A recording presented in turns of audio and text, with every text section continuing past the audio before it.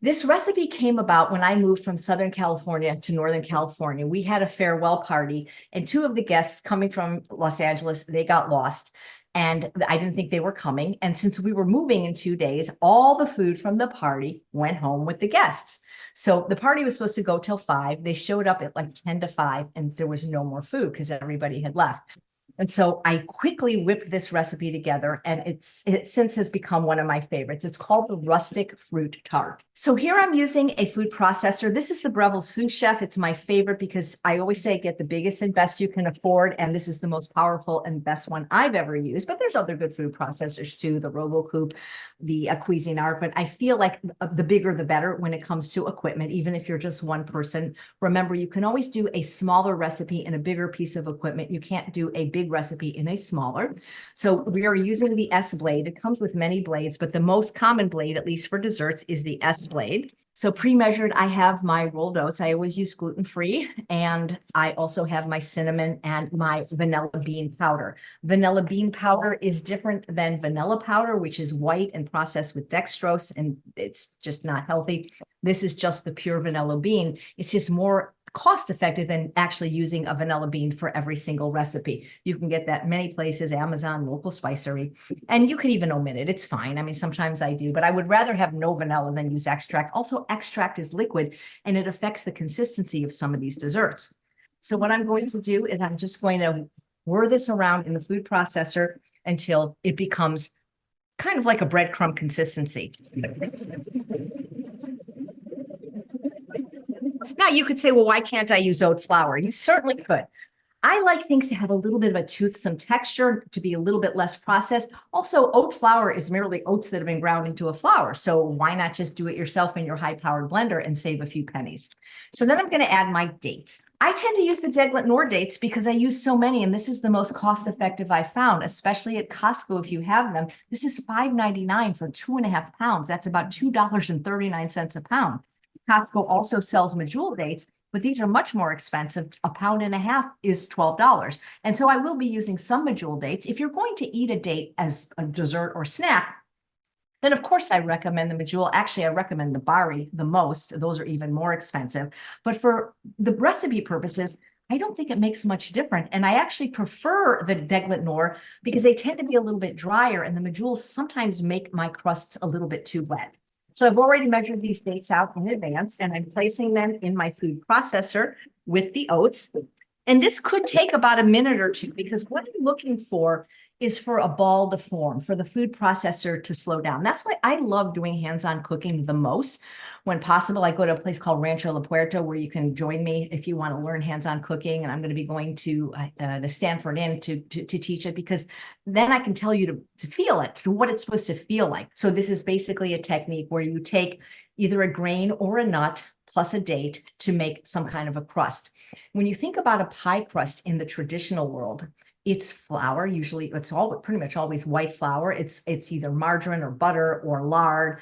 It's sugar, it's salt. And really, do pie crusts without the filling taste very good? Do people go around eating pie crusts? I like my crusts to taste as good as the pie.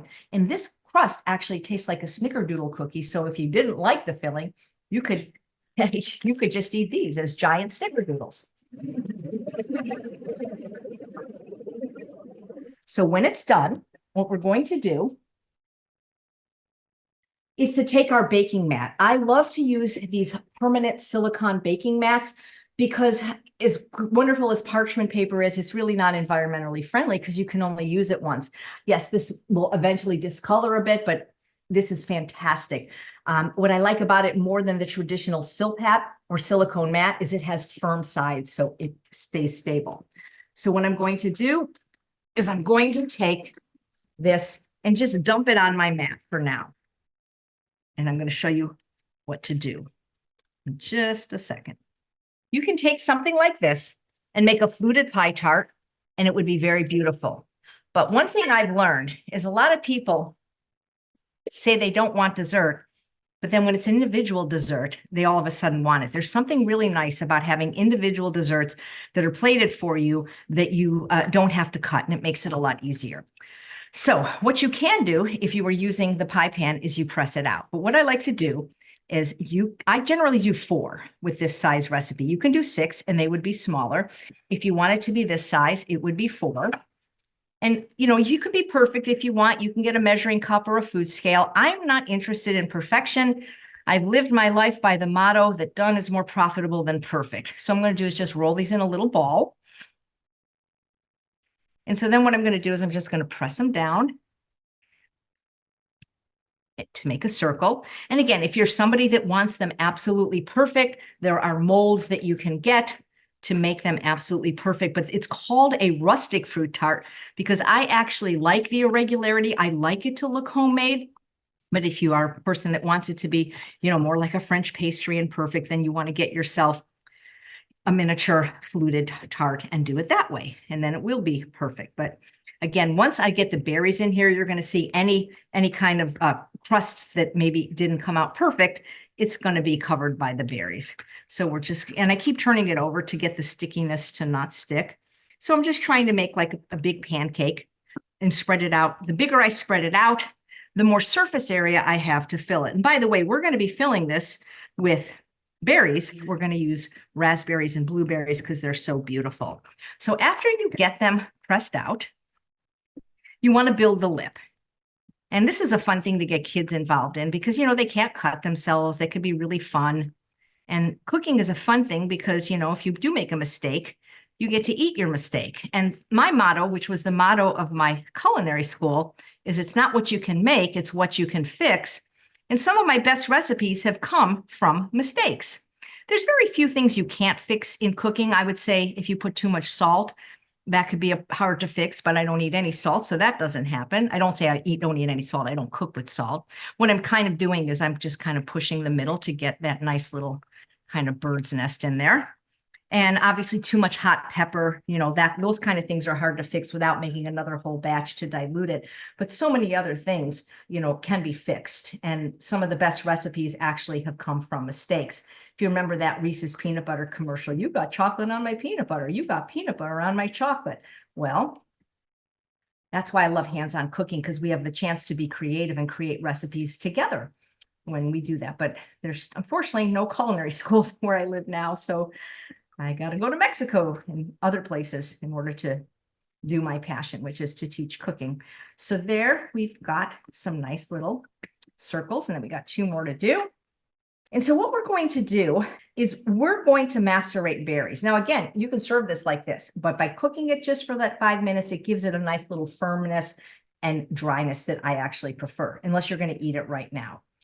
If you were a raw foodist, then you wouldn't cook it because I'm told by my friend Lissa Maris of Raw Food Romance that you now can get sprouted raw oats, which means when she comes visits me in May, she could eat this recipe. And for her, what I could do is dehydrate it. A lot of people have heard the word macerated berries. They might have seen it on a restaurant menu, vanilla ice cream with macerated berries.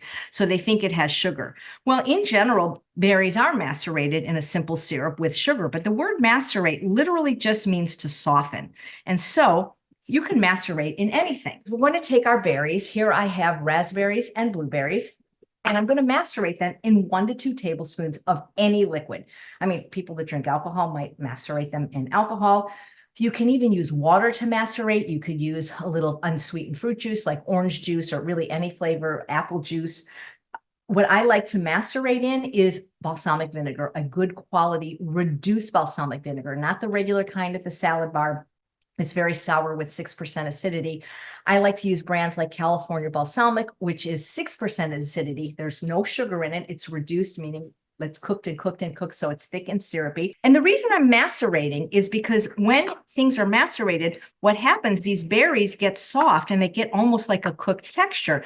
If you've ever used frozen fruit, in which you are going to use in a recipe, you know how much softer and liquidy it is. I guess you could use frozen fruit, but then it doesn't have any kind of firmness or bite. And that was exactly 1 tablespoon. So you don't need a lot. If every cup of fruit, maybe 1 tablespoon. And so we should have done this before so that I could show you how they really do soften. But then what I do is I take them and then I put them into my cooked crust. Okay.